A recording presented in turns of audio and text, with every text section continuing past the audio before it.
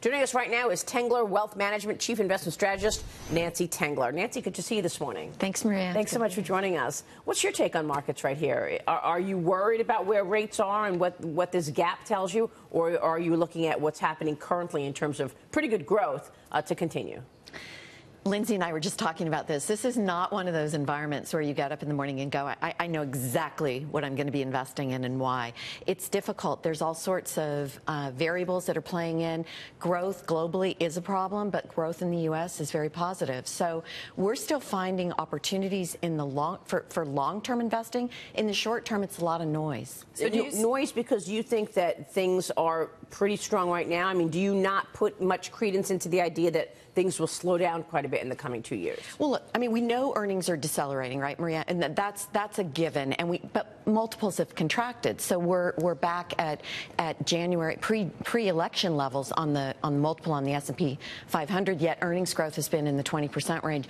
Even if we decelerate to 5-8% next year, you can still get reasonable returns in the stock market. It's going to matter if you're an active investor because it matters what you own. Did you say decelerate to 5? 5 to 8, yeah, is what we're thinking. Year-over-year growth. 5 to 8% growth, yes, in earnings. In earnings, yes, down from 29% this quarter. Right, Lindsay, go ahead. Yeah. So where do you focus then? You said the domestic economy here in the U.S. is growing much faster than the rest of the world. Do you maintain your U.S. bias, or do you go look for, some of the emerging markets have come down significantly?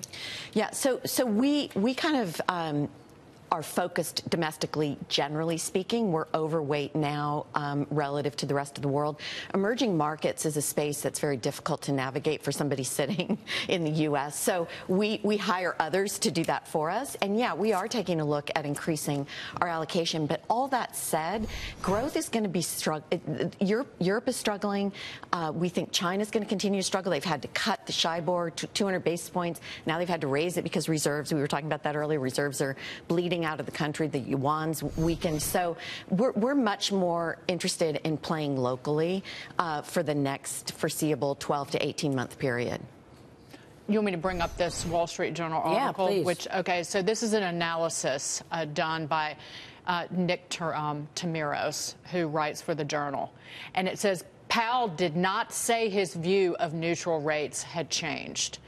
Powell did not say that policymakers' economic outlook had changed, which would justify a downshift in the central bank's policy path.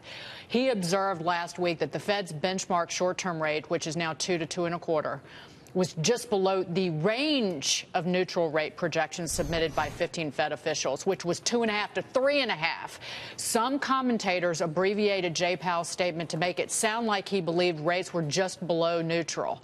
He has not said where he thinks neutral lies or what should happen to rates once they get there. So I think that this is a clear explanation of, to people who maybe were a little too optimistic, a little too overjoyed, a little too bullish on his comments last week, that you might want to pull it back a little bit. And yet, when you look at these expectations of the economy slowing down, how will the Fed keep up consistent rate hikes in the face of significantly slower growth? I mean, if you listen to Ray Dalio, who joined us last week, He said there's absolutely no way the Fed is going to be able to continue raising rates. Right, and the article gets into that, about there's new flexibility that they are looking at upslowing economy, but they're trying to get down to that just below neutral comment from Jay Powell and kind of explain, wait a minute, it might, if they raise in December and they take it to it's 2.25 to 2.5, that doesn't necessarily mean that we're one more rate hike away from neutral or two. You just don't know. That people were reading too much into what Jay Powell said last week. I think it's because we had these very conversations on the show last week.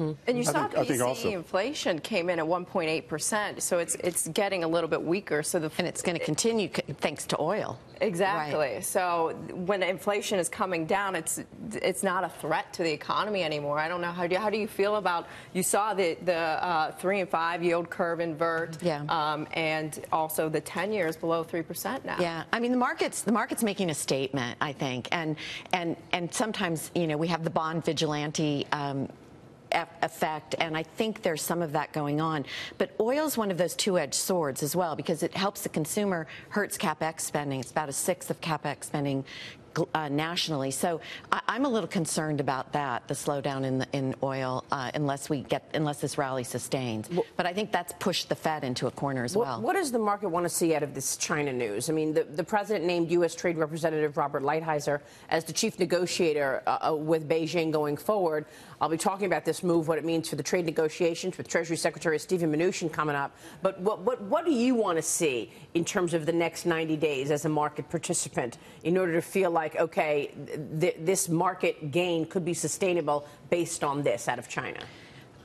Great question, Maria. I mean, I think the tariff, we have to stop progressing, and we'd like to see them reversed. Now, interestingly, managements were not talking about that on the quarterly earnings calls. There was only 18 companies out of the 360 that had reported that said it was negatively impacting costs.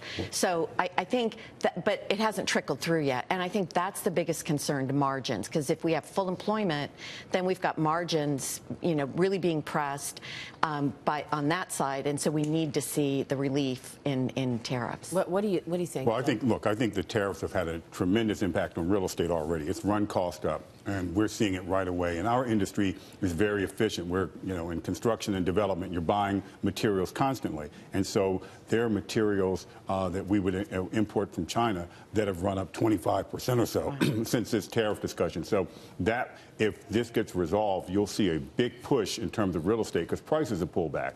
And even in spite of that, the outlook for the economy is very good. There's so much capital out there chasing with large-scale real estate development deals around the country. So I think that the market, the financial markets in terms of the domestic economy, when you look at real estate, they are very optimistic. And real estate's one of the bellwethers for, our economy here. And something has to be done with the tariffs. And once that's accomplished, I think we're going to see a big push on real estate. What does this gap that Dagan brings up tell you? Well, I think in terms of rates, I think that what we haven't talked about is the president's influence on rates. I think the president, this is an activist and a very active president who has expressed his frustration on interest rate movement more so than any other president that I can think of, and maybe that's having an impact as well. I thought there was an article I think yesterday that talked about his influence on the Fed. I would say comments from an elected official might have short-term impact, but if you don't have direct control over interest rates, it's the markets that do ultimately, right. And they'll move against you. And one thing that the Wall Street Journal notes in this article about Bob Lighthizer being the negotiator between the U.S. and China is that they suspect that the people in the administration were being too rosy about what came out of over the weekend, in part to push up the stock market, because they view it as a really kind of the most important poll for the president. So people are questioning what really came out of the weekend and whether China really wanted Steve Mnuchin there negotiating and not Bob Lighthizer. That's probably the case, given that Lighthizer more of a hawk. Real quick, Nancy, you're announcing a new partnership today, your wealth management business. Yes, yeah. I'm joining up with Kenny Polcari, who was on the floor for about 40 years, and Ron and Son is going to advise us. We're joining up with Butcher Joseph, asset management, state-of-the-art client experience, and a focus really on educating and investing for women as well. That's terrific. Congratulations, Thank Nancy. You. Thanks very much for joining us, sharing the news with us this morning. First, Nancy Tengler joining us there.